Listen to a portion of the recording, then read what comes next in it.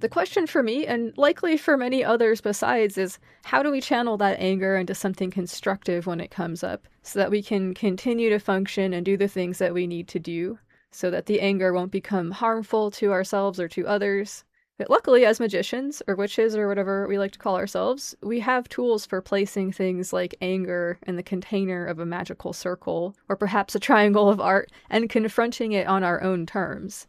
This is a type of boundary we can create for ourselves, where we take the time to process and assess what we're being told or shown before moving into whatever reaction might be coming up. It can be difficult, but with a little practice, we can become the boss of our temper rather than losing it. For me, the shape of this type of mastery will likely continue to look something like the Strength card from the Tarot.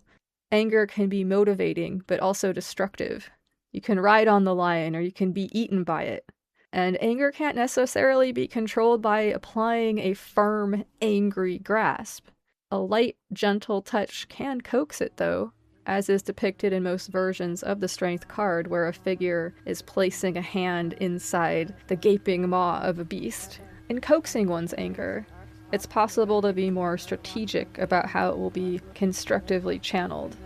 Does a given situation require a bull who charges forward with a lowered head, or a scorpion who waits for the perfect opportunity to strike with lethal accuracy?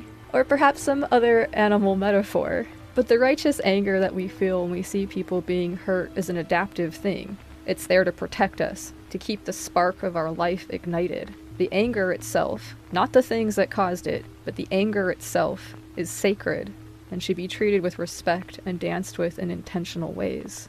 Channel your rage into art and magic, into organizing your community and making local connections with your neighbors.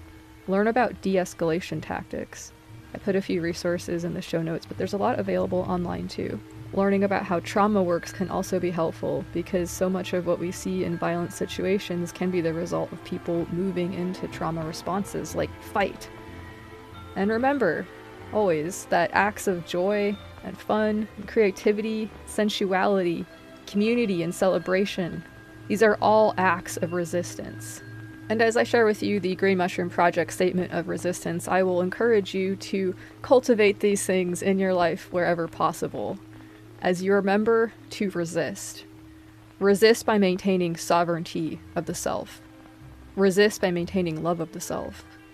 Resist by maintaining fierce loyalty to love and pleasure. Resist with acts of radical kindness. Focus on the path to better times. Fuck yeah.